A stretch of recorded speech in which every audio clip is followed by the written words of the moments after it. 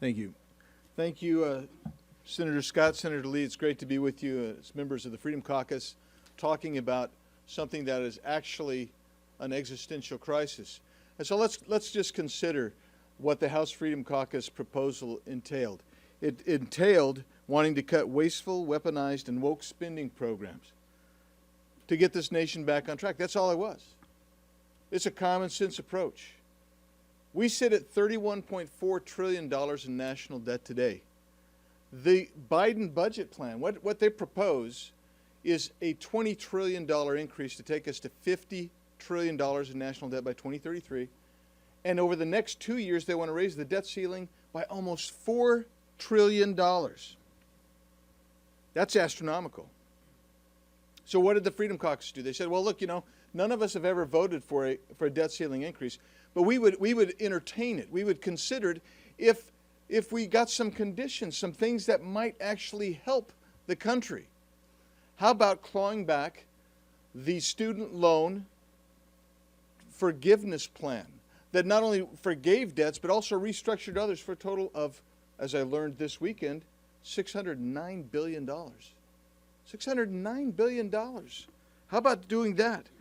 How about cutting Biden's invasive IRS army? House has already passed it. We need the Senate to take it up. That's another $80 billion. How about elimination of the wacky, crazy Green New Deal tax credits and subsidies? That's $350 billion. Now you're talking real money. You're talking $1 trillion. And in a nation where we have a structural debt every month, structural deficit every month of $100 billion, you can push out that debt ceiling, necessity of debt ceiling increase by almost a year with some common sense, rational plans. It's real simple.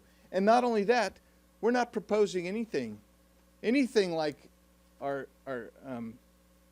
I'm filtering here, what our Commander-in-Chief has proposed with regard to the budget. We're not touching Social Security retirement benefits. We're not proposing anything on a reduction in Medicare benefits. And we sure as heck aren't saying let's cut the border security funding. Not like this administration is doing in their budget proposal. We actually will immediately save more than $1 trillion with the cuts and the rescissions that we've proposed. This is the vehicle to get us moving back in the right direction.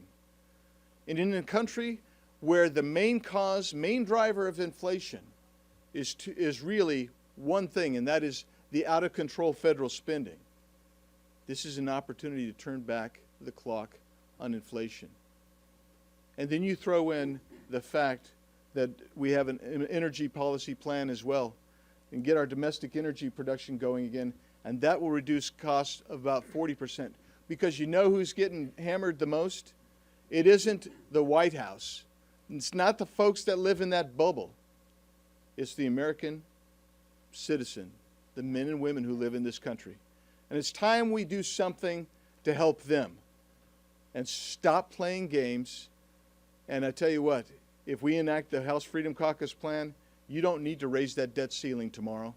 You don't have to raise it in August, because we will start bringing down that monthly structural deficit, which drives the increase in the national debt, which in turn drives your inflation.